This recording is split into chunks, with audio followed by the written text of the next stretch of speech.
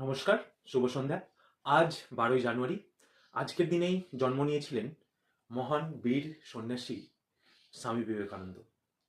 তার চিন্তাভাবনা ছিল অনেক উচ্চ, অনেক অন্যরকম, এবং তিনি মনে করতেন যে একটা দেশ বা একটা জাতি তার যুব সমাজের ওপর নির্ভর করেই সে এগোতে পারে। যুব সমাজের চিন্তাভাবনা যত উন্নত হবে, যুব সমাজ যত জাগ্রত হবে, সেই দেশ তত উন্নত হতে পারবে বা সেই জাতি তত উন্নত হতে পারবে। এই চিন্তাধারা বা এই বিশ্বাসী ছিলেন স্বামী বিবেকানন্দ। এবং তিনি চেষ্টা করতেন যুব সমাজকে এগিয়ে নিয়ে যাওয়ার জন্য। সেই জন্য তিনি তার যে বাণীগুলো আছে সেগুলো সেই যুব সমাজকে কেন্দ্র করে অনেক অনেক বাণী আছে।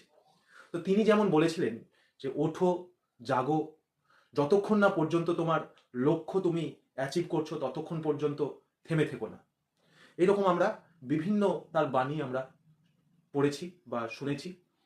এই জন্যই তিনি যেহেতু সব থেকে বেশি গুরুত্ব দিতেন যুব সমাজকে, সেই জন্য তার জন্মদিনটিকেই পরবর্তীকালে যুব ন্যাশনাল ইউথ ডে হিসেবে ঘোষণা করে দেওয়া হয়েছিল। তাহলে বুঝতেই পারছো যে আজকের দিনটি হচ্ছে ন্যাশনাল ইউথ ডে। তিনি যুব সমাজকে এই কারণেই উৎসাহিত করতেন প্রত্যেকটা কাজে, কারণ তিনি জানতেন ভালো করে যে যুব সমাজ যদি কোনো কাজে এগিয়ে যায় তবে সেটা অবশ্যই সফল হবে। যদি তাদের মধ্যে অলসতা না থাকে, তারা যদি নিজের প্রতি বিশ্বাস রাখতে পারে। হ্যাঁ, তিনি আরেকটা কথা বলতেন যেটা সর্বদা, যে সমস্ত যুব সমাজ তোমরা নিজের প্রতি কনফিডেন্স থেকো এবং আত্মবিশ্বাসী হও যে তুমি সেটা পারবে। এবং যতক্ষণ না পর্যন্ত তুমি লক্ষ্যটাকে অ্যাচিভ করতে পারছো ততক্ষণ তোমরা থেমে থেকো না, তোমরা এগিয়ে যাও। তাই যারা আমার ছাত্রছাত্রী আছো তাদেরও বলবো, তোমরা স্বামী বিবেকানন্দকে অনুসরণ করো, স্বামী বিবেকানন্দকে জানো বা বেশি বেশি করে। কারণ তিনি ছিলেন একজন মহান মানুষ।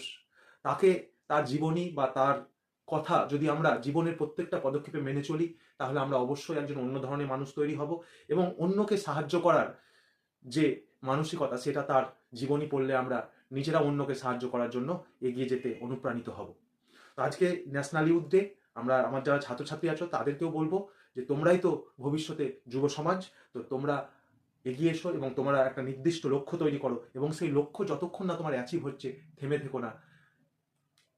সুতরাং আজকে ন্যাশনাল ইউথ ডে আমরা সবাই স্বামী বিবেকানন্দকে জানবো এবং স্বামী বিবেকানন্দের কথা নিজের মনে মেনে নিয়ে এগিয়ে যাওয়ার চেষ্টা করব আগামী দিনে। থ্যাংক ইউ, ধন্যবাদ।